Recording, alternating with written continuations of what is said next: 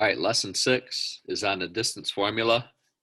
Still talking about the distance between points. But this is just an algebra-like formula you can use to find the distance between 2 points. So D equals big square root, parentheses, x2 minus x1 squared plus parentheses, y2 minus y1 squared. Okay? Kind of looks like Pythagorean theorem, which you've been doing. You might recognize this as Pythagorean theorem. This is how much your x has changed squared. This is how much your y has changed squared. So a squared plus b squared. And then we're taking a square root just like in doing the Pythagorean theorem. So it really is the same as what you did yesterday. It's just a formula. Okay, we'll do 2 examples. So find the distance between.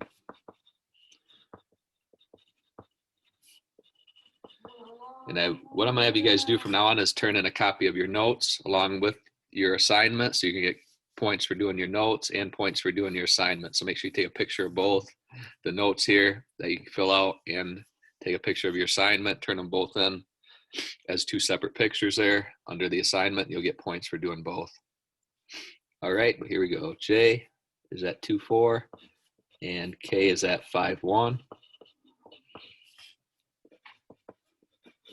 Okay, this is x1, y1, this first point.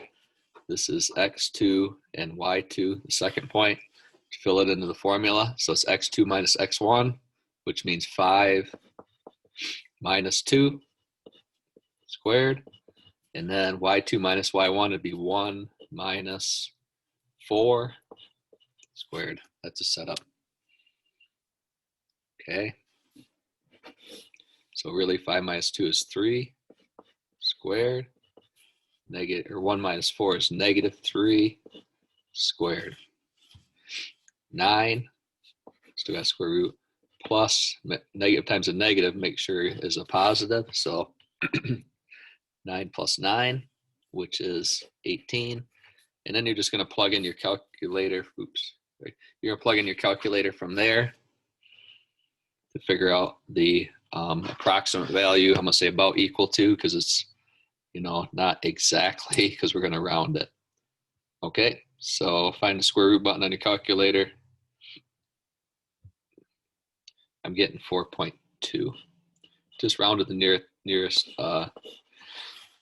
1 decimal place, or the nearest tenth is fine. Okay, I'm just using this calculator, square root right there. So I typed in 18 and then square root.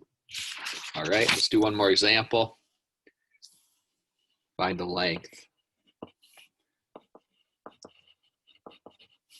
of LM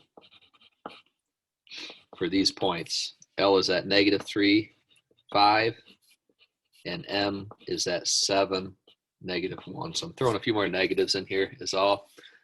This is x1, y1, x2, y2.